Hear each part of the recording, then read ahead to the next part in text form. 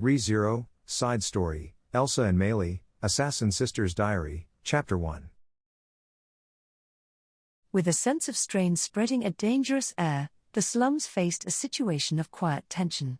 Running about in the threatening atmosphere were the capital's guards, with sword in hand. As they ran, clad in metal armor, the metallic scraping of the armor's fasteners resounded in the vicinity. It would be one thing if there was only one person, but with 10 or 20 of them, it was a terrific noise. The inhabitants of the slums, who already didn't have a good impression of the guards, now met them with an openly unwelcoming attitude. On the other hand, the guards also felt little goodwill towards the uncooperative slum dwellers. They found it fiercely difficult to deal with the hostile, filthy residents. But the circumstances did not allow for them to ask questions using brute force, or to make them leave. Hence, it was only natural that a divide existed between the guards and the residents, preventing useful cooperation. It was a gap sufficient that, in the recent big incident, they were unable to work together to resolve it. And, neither the guards nor the residents benefited from that, but only the ones responsible for the incident. Stinky, pushing open the aging door, the stale smell of rotting wood flowed out. Making faces from the stench, a silhouette held its nose and slowly made its way into the building. It was already night, but in these ruins that had become home to rats, there was no light burning. In the pitch darkness, depending on the starlight coming through the empty window frames, the shadow made its way further and further inside, advancing without fear. It was a small shadow. Shaking its thick, blue, braided hair left and right, the noise of its carefree footsteps was terribly light. Indeed, the one making that noise was as light as a child. No, not as light as a child. An actual child. A girl of around 12 or 13 years. "Hey now, are you there?" While calling out, the girl looked back and forth over the ruined room. Despite calling it a room, there were more than a few holes in the wall. Looking over all of it didn't take that long. Sure enough, she quickly found what she sought. However, not with her eyes, but with her nose. It doesn't just smell like an old house, it smells of blood too, doesn't it? The moment she approached the room furthest in the back, the girl made a face as the smell of blood entered her nostrils. Then, as she pushed open the door, the gagging stench rapidly got worse, and, in the center of the red-drenched stench, she found a blood-covered human shape collapsed on the floor. "You really need to quit sleeping in filthy places like this. It hurts me a little that you're so amazed by it." Of course I'm amazed by it. The outside is in a complete uproar, after all. It looks like everyone is running around searching for you, you know. At the words of the young girl who shrugged, the dead body on the floor, no, the shadow that had been sleeping replied, "I see," and stood. She was a black-eyed, black-haired charming beauty, covered entirely in blood. The beauty turned a graceful, blood-colored smile towards the girl, and spoke. "More importantly, Meili, listen to this. I had a wonderful encounter. Yes, I'll listen to your story. But before that, we need to get you patched up, Elsa." And calling each other by name, Elsa and Meili, the Black Sisters, completed their rendezvous. Chapter 2. The ruins that Elsa had been hiding in was one of the safe houses prepared in the capital. Meili was one thing, but Elsa really wasn't in a position where she could stay at an inn. If we say that papers containing her name and description were distributed by the guard station, you can understand the reason. Regardless, the safe house was available as a result. Several of this sort of hideout were prepared in the nearby towns and villages, but this one was valued for its location. However, we won't be able to use this place anymore, will we? The smell of blood is really strong, and though it's too dark to see, I'm sure there's blood all over. Oh dear. It almost sounds like you're saying I've used it poorly. How else should it sound? It's Elsa, after all, so you were dancing here all covered with wounds, right? There's no doubt blood was flying everywhere. You sound like a child who's come to see how things are. Well, I won't deny it. Meili sighed at Elsa's giggling, cheerful words. Then, the girl softly extended her hand between the bountiful twin hills of Elsa's unclothed body. There, a long, vertical, painful-looking wound was carved, which even now was still bleeding rapidly. "That looks like it hurts," Yes, it's painful. Isn't it wonderful? Don't be thinking I'll agree with that sort of twisted comment. But, whether or not it's wonderful, I'll agree that it's strange. Is your blessing not working? It's that sort of wound, perhaps. I wasn't able to have him use the dragon's sword, so this should just be an ordinary wound, but that boy himself must have that kind of power. Then, the flow of blood was indeed stopping, but there was no sign that the wound was closing. For natural healing ability, that was a natural result, but both of them understood that nature didn't apply here. The hindrance to that was the power of the individual who inflicted this wound on Elsa. So? You dueled with the master swordsman? Yes, that's right. He was just like the rumors. No, even better than the rumors. Wow, really? Were the insides of his belly better than the rumors too? Well, I wonder too. After all, I wasn't able to do a thing to him.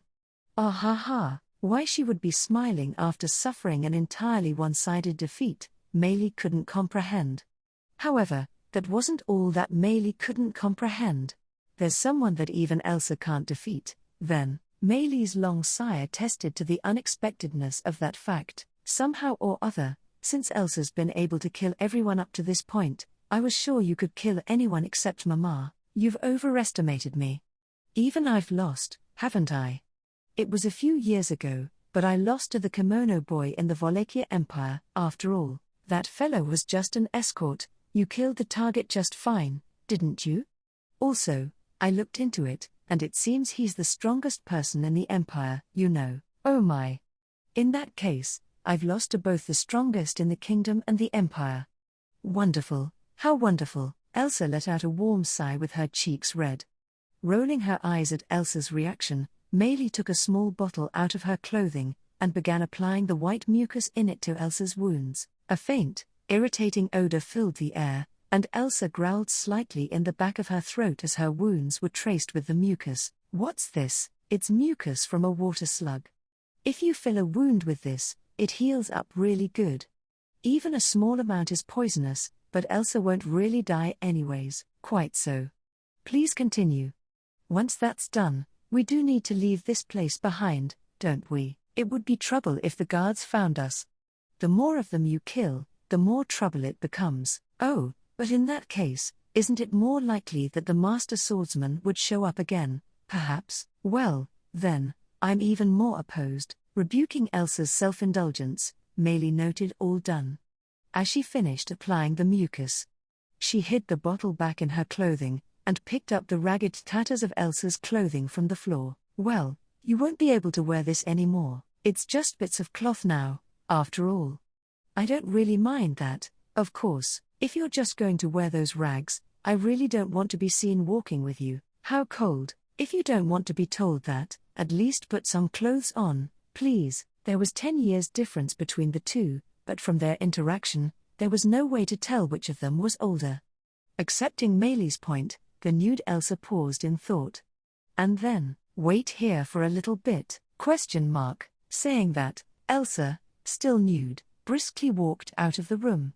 Meili watched her go, and then decided to clean up the room a little while she waited. It was, at least in theory, a hideout. Elsa might have had a change of clothing set aside. 5 minutes later, Meili's hopes were dashed. In the distance, several horrible screams were heard, and she fled from the hideout. Chapter 3. There are fears that a dangerous person is hiding in this area, so please stay on your guard.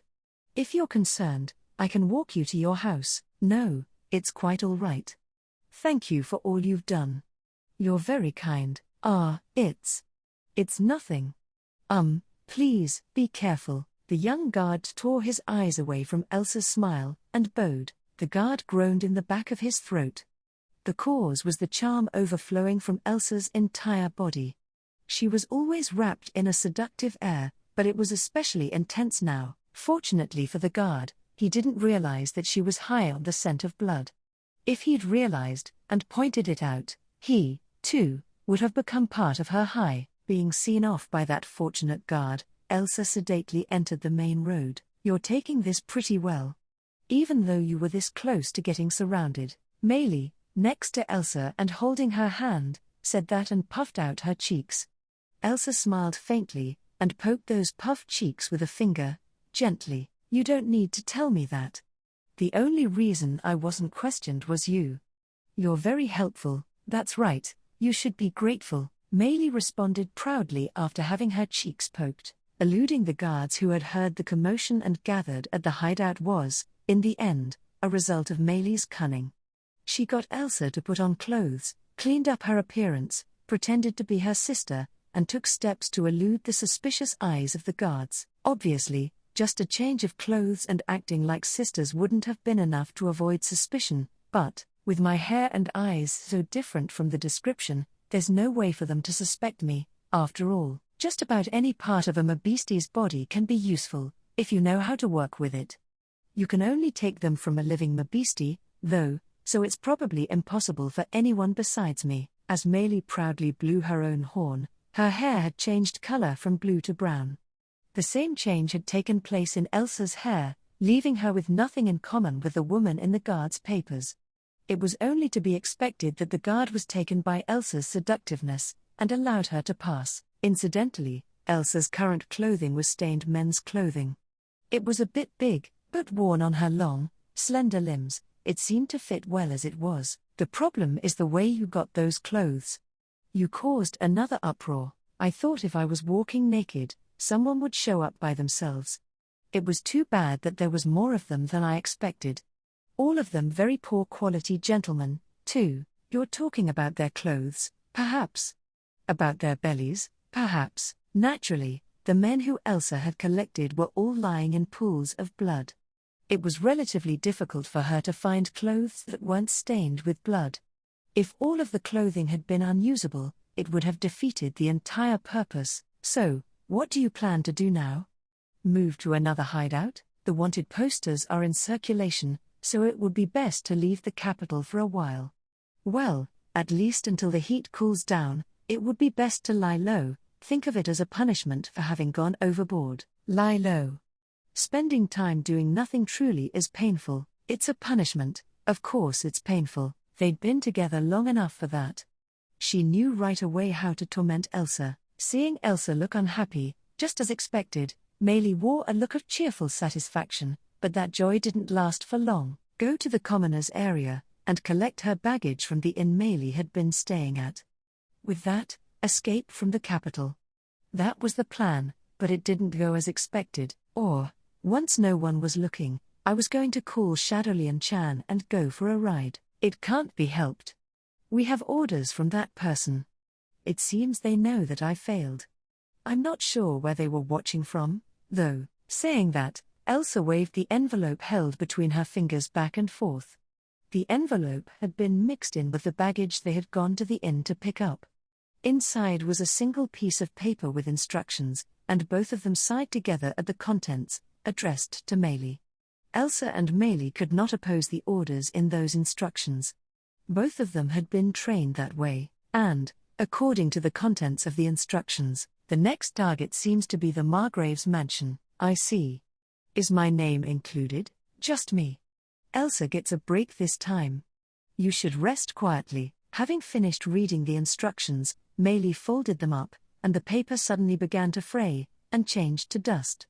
Seeing that blow away on the wind, Meili poked Elsa with her finger. You understand, Elsa? You have to be a good girl and wait. All right, I understand. I'll be quietly knitting something. What would you like? The thing that's most on Elsa's mind right now. Well then, I'll make a master swordsman doll and be waiting for you. I think I'll be a little hesitant to line him up with the other dolls. Elsa hummed to herself as she planned knitting the doll.